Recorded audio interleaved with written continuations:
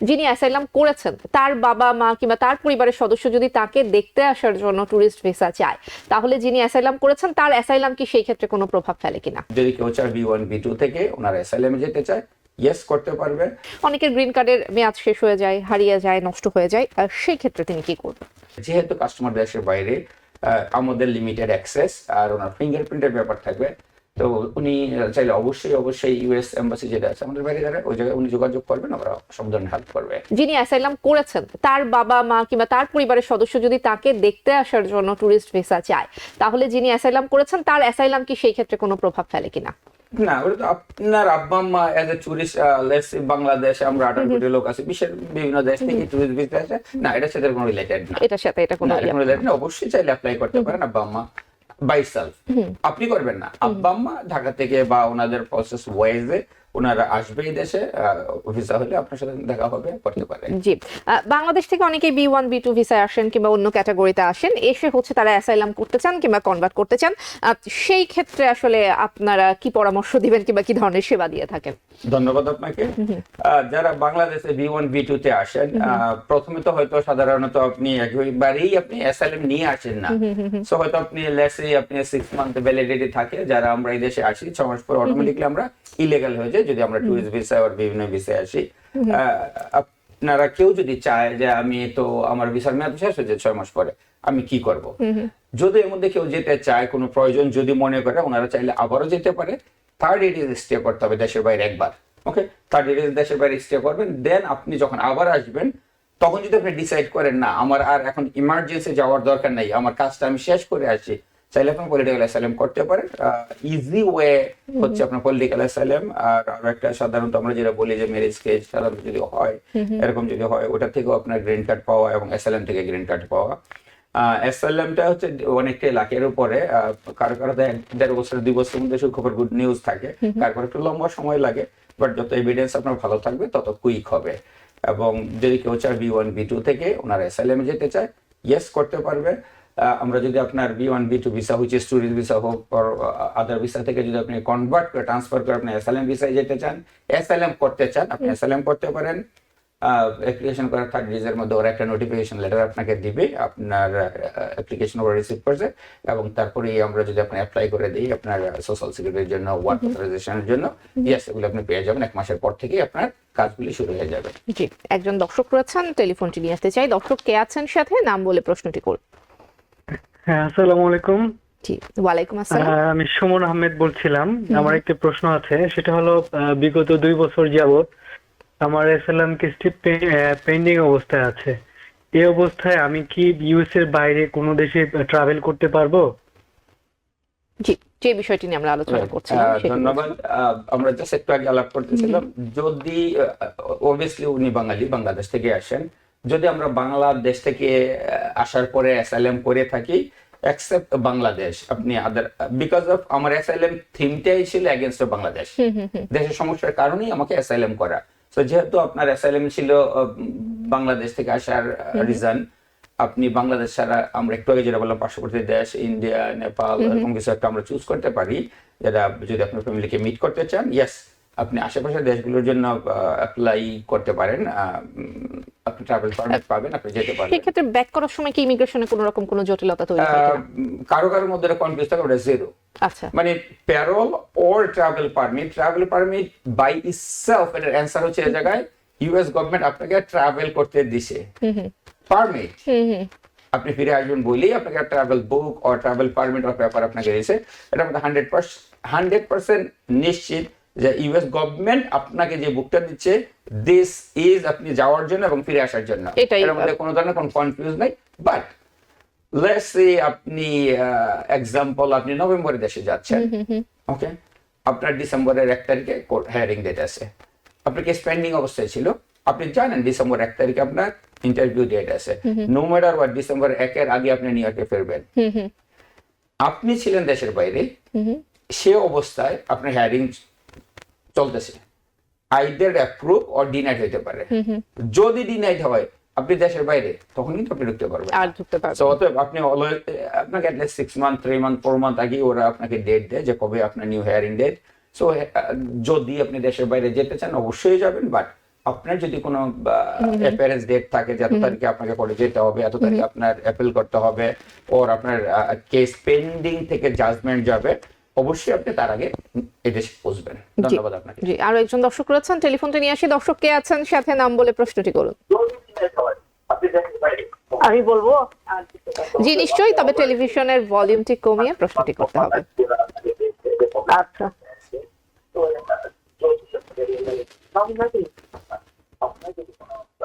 দর্শক প্রশ্ন করুন, আমরা অপেক্ষায় আছি। আচ্ছা, আমার প্রশ্ন হলো যে আমার ছেলের জন্য আমি অ্যাপ্লাই করেছিলাম। আমার ম্যারিড ছেলে, তার ছেলে আছে। তো আমি ফরিদ আক্তার বলছি।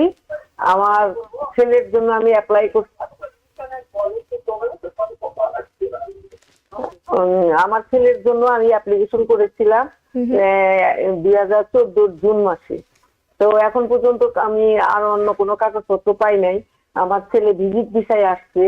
আমার ছেলে কোনো পজিশনে কি এখানে স্টে করতে পারে? স্টে করতে পারে, যদি পারে তাহলে কি তার ওই আমি যে অ্যাপ্লাই করছি সেটার কোনো ক্ষতি হবে কিনা, বা ওটা থেকে ও ছুটে যাবে কিনা, এই জিনিসটা আমি জানতে চাচ্ছি। ধন্যবাদ আপনাকে। সো ওনার ছেলের জন্য অ্যাপ্লাই করা ছিল, ওনার ছেলে এই জায়গায় চলে আসে এখন হচ্ছে আপনার ট্যুরিস্ট ভিসায়। এখন ওনার কোশ্চেন, ট্যুরিস্ট ভিসা আমার ছেলে আসার পরে তার করণীয় কি বা কি করবে, আমি যে অ্যাপ্লাই করা ছিল কোনো এফেক্ট আসবে কি না। ওকে, এরকম দুইটা জিনিস কাজ করবে।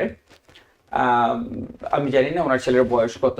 একটা হচ্ছে আন্ডার এজ যদি হয় তাহলে তো 1 2 3, ওনার যদি ইউএস পাসপোর্ট থাকে, যদি ওনার ইউএস পাসপোর্ট থাকে এবং ছেলের বয়স যদি লেস দেন 18 হইতো, উনি ওটা তো একদিনের মধ্যেই ওনাকে পাসপোর্ট আর ইউএস সিটিজেন করে দিতে পারতো।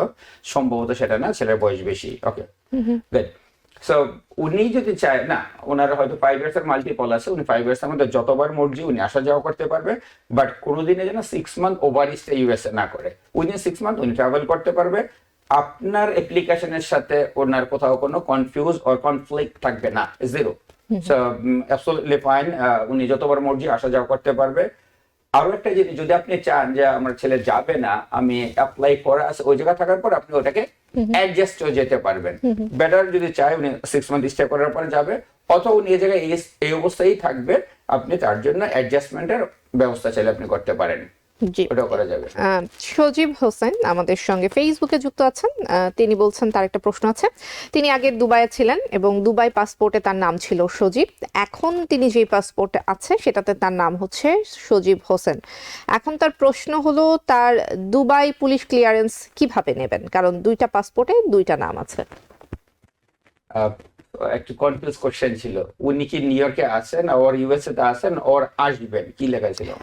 এটা আসলে উনি উল্লেখ করেননি, আমরা ধারণা করতে পারি উনি বাংলাদেশ থেকে বলছেন। সো যে দেশে থাকবেন, যখন আপনি আমেরিকাতে আসবেন, যে পাসপোর্টে যে নামে, ওটার ক্লিয়ারেন্স আপনার থাকতে হবে। আগে কি ছিল সেটা না, কারো কারো কোনো কারণে হইতেই পারে এমডি মোহাম্মদ হয়তো আমাদের বার্থ সার্টিফিকেটে ওর স্কুল সার্টিফিকেটে সামহাউ এমডি ইউজ করে ফেলছে শর্টের কারণে। আমরা জানি এমডি আর মোহাম্মদ সেম থিং, বাট আমেরিকার ল আইনে MD and Mohammad is not same thing. Short version আমরা জানি, মোহাম্মদের শর্ট ভার্সন এমডি, বাট না, এদেশে কাগজে যদি আপনি এমডি হয় তাহলে আপনি এমডি, যদি মোহাম্মদ হয় আপনি মোহাম্মদ। সো আপনি লেটেস্ট যে পাসপোর্টে আপনি আসবেন এবং যেটাতে আপনি এন্ট্রি করতেছেন এই দেশে, অ্যাকচুয়ালি পুলিশ ক্লিয়ারেন্স এই দেশে আপনার ট্যুরিস্ট ভিসায় লাগে না। তো ওনার কি কেস বা কোন রিজন আমি জানি না, বাট এনি রিজনে যেটা আপনি জানতে চাচ্ছেন, আপনি যখন ইউএসএ এন্ট্রি করবেন, যে নামে পাসপোর্টে তার আপনার পুলিশ ক্লিয়ারেন্স থাকতে হবে। জি, আমি একটু দর্শকদেরকে একটা ডিসক্লেইমার দিতে চাই। সেটি হচ্ছে, আমরা যে আলোচনাগুলো করছি কিংবা যে ইনফরমেশনগুলো শেয়ার করছি, সেটি শুধুমাত্র আপনাদেরকে সহায়তা করার জন্য। আমাদের আলোচনার উপর ভিত্তি করে অবশ্যই কোনো সিদ্ধান্ত নেবেন না। একজন বিশেষজ্ঞের সাথে 1-to-1 কমিউনিকেশনের মাধ্যমে আপনি সিদ্ধান্ত নেবেন। অসংখ্য ধন্যবাদ। আমার মনে হয় দর্শক পরিষ্কার হয়েছেন। আরেকটি প্রশ্ন করতে চাই, গ্রিন কার্ড নিয়ে একটু জানবো। অনেকের গ্রিন কার্ডের মেয়াদ শেষ হয়ে যায়, হারিয়ে যায়, নষ্ট হয়ে যায়, সেই ক্ষেত্রে তিনি কি করবেন? ওকে, সো গ্রিন কার্ড যদি শুধুমাত্র আপনি ট্রাভেল করেন তখন আপনার গ্রিন কার্ড দরকার। ওকে, গ্রিন কার্ড আপনার হারিয়ে গেছে সেজন্য আপনার খুব প্যারানয়েড হওয়ার কিছু নাই।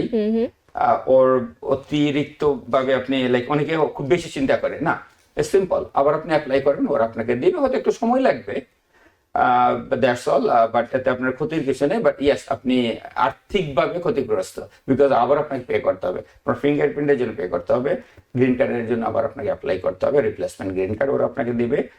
যদি আপনার কোশ্চেন থাকে যে কতদিন লাগবে অ্যাপ্লাই করার পর, ইয়েস এখন যদি আপনি অ্যাপ্লাই করেন আবার গ্রিন কার্ডের জন্য, অনেক সময় কারো বায়োমেট্রিক সেভ থাকে, যদি রিসেন্টলি হয় 1-2 বছরের মধ্যে, তাইলে ঠিক আছে, ওরা সম্ভবত আপনার বায়োমেট্রিক আবার নিবে না। বাট যদি আপনার 3-4 বছর ওর তার ওভার করা থাকে বায়োমেট্রিক দেওয়া, তাহলে হয়তো আপনার রিবায়োমেট্রিক করতে হবে।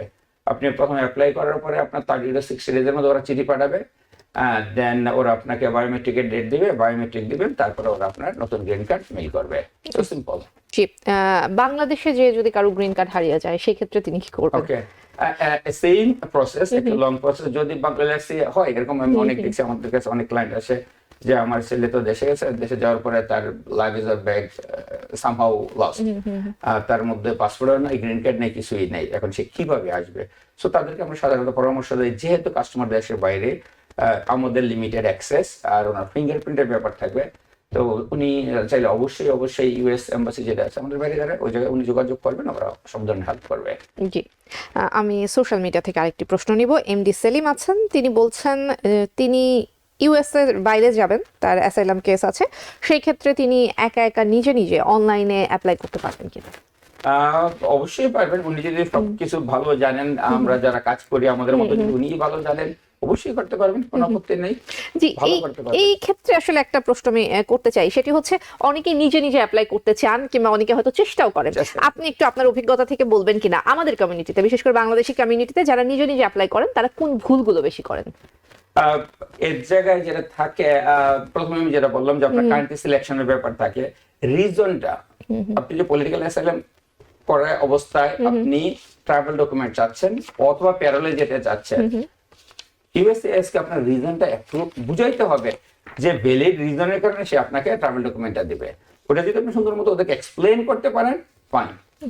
জাস্ট ওই জিনিসটা আমি আপনার কাছে কিছু চাচ্ছি, আপনি যদি বুঝেন আমার এই চাহিদার কতটুকু নিডেড, তার উপরে আপনি আমাকে অ্যাপ্রুভ করবেন। That's all. জি, জাস্ট জিনিসটা আপনাকে এক্সপ্লেন করতে হবে ওদের কাছে, যেটার জন্য সে ওরা আপনাকে অ্যাপ্রুভ করবে। দ্যাটস অল, সিম্পল জিনিস। আপনি চাচ্ছেন কোনো কিছু, ইউএসসিআইএস এর কাছে, ইউএসসিআইএস আপনাকে দিবে, তাকে শুধুমাত্র আপনাকে এক্সপ্লেন করতে হবে কি রিজন আপনি যাচ্ছেন, যে ভ্যালিড রিজনটার জন্য আপনি পাওয়ার যোগ্য এবং আপনার অধিকার আছে সেটা পাওয়ার। দ্যাটস অল, ওই জিনিস আপনি ভালো করে এক্সপ্লেন করতে পারলে ডান। আশরাফ জলিল, তার অ্যাসাইলাম কেস প্রায় 3 বছর হয়ে গেছে, এখনো কোনো আপডেট নেই, কি কারণ হতে পারে? ব্যাকলগ সবারই আসলে একই ধরনের প্রশ্ন। লক্ষ মানুষের ব্যাকলগ আছে অ্যাসাইলামে। আর এখন যে জিনিসটা হচ্ছে, আগের যে কেসগুলো ছিল, অনেক সময় দেখা যাচ্ছে যারা এখন বর্ডার ক্রসিং আসছে তাদের থেকে কুইকার হচ্ছে। অ্যাকচুয়ালি আমাদের লাখটা আমি বেশি বলবো, কারো এমন হচ্ছে যে আমি বিজ্ঞানী যেটা বলছিলাম যে 1-1.5 বছর কারো অ্যাপ্রুভ হয়ে যায়, আমার জন্য আমাদের কেউ 31 বছরের দেশে এখনো সম্ভব হয় নাই।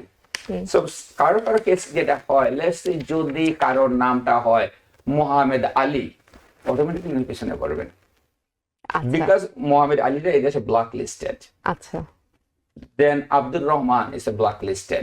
সো এরকম যদি কারোর নাম হয়, অটোমেটিকলি একাধিকবার ওদের নেম যাচাই বাছাই হবে, ওদের স্ট্যাটাস যাচাই একাধিকবার হবে, সেই দেশের কোন দেশের নাগরিক ছিল, কোথায় ওনার আগের অবস্থান ছিল, ওনার আব্বা আম্মার অবস্থান কি, উনি কোথায় কি করতেন, এই ইনফরমেশনগুলো গ্যাদার করার জন্য ওদের সময় লাগবে। লেটস সি সিম্পল মানুষের এক্সাম্পল এবিসিডি আমি একটা নাম বললাম, anything besides of Mohammad Ali, Abdur Rahman, Abdur Rahim, F Alam, kind of এরকম নামগুলো কিছু নেম আছে ওদের দেশে ব্ল্যাক লিস্টেড। সামহাউ সামওয়্যার ওদের লিস্টের মধ্যে ব্ল্যাক লিস্টের যেভাবে তৈরি হয়, বাংলাদেশে কিছু টেররিস্ট থাকতে পারে বা খারাপ মানুষ থাকতে পারে, ওদের একটা কম্বাইন হোল ওয়ার্ল্ডের একটা রিপোর্টের জায়গা যায় যে দে আর ব্যাড পিপল, যদি পাও তুমি আমাকে হেল্প করো। ইউএস সেম থিং সিক করে আদার কান্ট্রি থেকে যে সে আমার দেশে খারাপ অবস্থানে ছিল, আমি তাকে পাচ্ছি না ট্রেসের, সে আমার ট্রেসের বাইরে, যদি তোমার দেশে গিয়ে থাকে আমাকে হেল্প করো। এই মোহাম্মদ আলী, এই নেম, এই ডেট অফ বার্থ, এই বাবার নাম, এই মায়ের নাম, বাবার ডেট অফ বার্থ। তো আমি মোহাম্মদ আলী হইলেই যে আমি খারাপ না। অনেক সময় যেটা হয় যে আপনি যে এয়ারপোর্টে আপনি ল্যান্ড করছেন, আপনাকে অনেক কোশ্চেন করতেছে ইমিগ্রেশন অফিসার, আপনি কোথায় ছিলেন, কি করলেন, কেন গেলেন, দেন আপনাকে আলাদা আরো একটা রুমে নিয়ে যাওয়া হয়, আপনার কাছে খুব স্কেয়ারি লাগে। ব্যাপারটা কি, আমি কি কোনো অপরাধের সাথে জড়িত? না, আপনি না, আপনার নামটা। এইটা একটু জানবো যে আপনি যে নামের কথা বলছিলেন, এটা কি নির্দিষ্ট কিছু নামের উপরে জাজমেন্ট, না নির্দিষ্ট কিছু মানুষ যাদের বিরুদ্ধে রিপোর্ট? রাইট, কিছু মানুষের নামটা ছিল মোহাম্মদ আলী। যদি বলি সেপ্টেম্বর 11 এর মধ্যে অনেকগুলি কমন নেম আছে, স্টিল সেটা যদি আপনার বাচ্চার বয়স, কথার কথা মাত্র 2 বছর, ওকে, আপনার বাচ্চার বয়সটা সেপ্টেম্বর 11 যাদের নাম ওদের ডাটাবেসে আছে, এর মধ্যে আপনার বাচ্চার নাম আছে, আপনি এয়ারপোর্টে যাচ্ছেন, আপনার বাচ্চার একাধিকবার কোশ্চেন করবে আপনার কাছে। সো এর জন্য আমার আপনি স্ক্যারি কিছু নেই, অ্যাজ লং আমি আপনি টেররিস্টের সাথে জড়িত না, ব্যাড থিং এর সাথে আমরা জড়িত না, আপনি বুক খুলে যান, অফিসার হয়তো আপনার ম্যাক্সিমাম জিজ্ঞাসা করবে আপনাকে যে আপনার কাছে কত টাকা আছে, আপনি কোন দিক থেকে আসছেন, আপনি কি করছেন, আর কোথায় গেছেন। যদি আপনার মাল্টি ট্রাভেলিং থাকে, ইয়েস চাইলে আপনি বলতে পারেন। আদারওয়াইজ আপনার রাইট নাও আপনি যে ল্যান্ড করেন বাংলাদেশ থেকে আসছেন, ঠিক আছে, যদি অফিসার আপনাকে জিজ্ঞাসা না করে থাকে সৌদি আরব, দুবাই, কাতার, দোহা, আপনি অন্য দেশে ট্রাভেল করছেন কিনা, আপনি ইচ্ছা করে মাল্টি কান্ট্রি রেট বলতে যাবেন না। আপনি শুধুমাত্র বলবেন আপনাকে এখন আজকে যে আপনি জেএফকে ল্যান্ড করলেন সেটা অফিসারের কোশ্চেন ছিল, আপনি কোন দেশ থেকে আসেন, রাইট নাও বাংলাদেশ থেকে আসেন, বাংলাদেশ থেকে বাংলাদেশ এসেছি, সেই বলবেন, হয়তো ইনফরমেশন আপনি ডেট অফ বার্থ জিজ্ঞাসা করবে, ওদের কাছে আছে এগেইন, ওরা কনফার্ম করতে যাচ্ছে দে আর লুকিং মোহাম্মদ হুসাইন, মোহাম্মদ আলী, আপনি কি সেম আলী কি সেম আলী কিনা। জি, বেলায়েত হোসেন, হ্যাঁ, যাচাই বাছাই করবে, ক্লিয়ারেন্স আপনাকে দিবে, সরি বলবে, থ্যাংক ইউ বলবে, চলে যান। জি, অনেক একটা জিনিস শুধুমাত্র বলবো, অনেকেই আমাদের কাছে আছেন ভেরি ইমার্জেন্সি বাংলাদেশে যাওয়া অথবা আসার ক্ষেত্রে অনেকের কাছে কারেন্সি থাকে, দেশে কোন কাজ করবে উনি টাকা নিয়ে যাচ্ছেন। সো অনেকে ঢাকা জেএফকে এয়ারপোর্টে অনেকে রিপোর্টিং করতে হয়, this and that, it's very simple and common. US গভর্নমেন্টের ল হচ্ছে সিটিআর যাকে বলি আমরা, মানি ট্রান্সফার ফর ফাইন্যান্সিয়াল সেক্টরে সিটিআর যাকে বলা হয়, যদি কোনো ভাই বোন 10,001 টাকার সাথে ক্যারি করেন, ইউএস গভর্নমেন্ট অবশ্যই তাকে জানাইতে হবে ফাইন্যান্সিয়াল ডিপার্টমেন্টকে আপনি এই টাকা ক্যারি করতেছেন। যদি আপনার কাছে 10,000 বা তার নিচে যদি থাকে তাহলে আপনাকে দিতে হবে না। এখন ঢাকা থেকে বাংলাদেশ থেকে কেউ আসে, এখন জেএফকে নামার পরে তার টাকা কাউন্টের উপর দিয়েছেন, দ্যাট মানে সো মেনি কোশ্চেন ওনাকে, উনিও প্যারানা, ভাই মাত্র আমি আসছি গ্রিন কার্ডওয়ালা, কারণ আমার কিছু হবে কিনা, এখন ক্ষতি হবে না, কোনো ক্ষতি হবে না, বাট ইয়েস আইআরএস কে আপনার রিপোর্টটা দিতে হবে, আগে থেকে ডিক্লেয়ার করতে হবে। জি, বেলায়েত হোসেন, আজকের মতো সময় শেষ হয়ে গেছে। অনেক দর্শক আমাদের সাথে ফেসবুকে ছিলেন, টেলিফোনেও ছিলেন, আমরা ফোনটি নিতে পারছি না সময় স্বল্পতার কারণে। অসংখ্য ধন্যবাদ আপনাকে। ধন্যবাদ আপনাকে, ধন্যবাদ টিভেনের সকল দর্শককে। আর মঙ্গলবার থেকে সম্ভবত দুর্গাপূজা শুরু হচ্ছে, সনাতন হিন্দু ধর্মাবলম্বী ভাই বোন সকলদেরকে জানাচ্ছি বিজয় দুর্গাপূজার শুভেচ্ছা। জি। If you're wondering, should I get my COVID shot? Think about other people.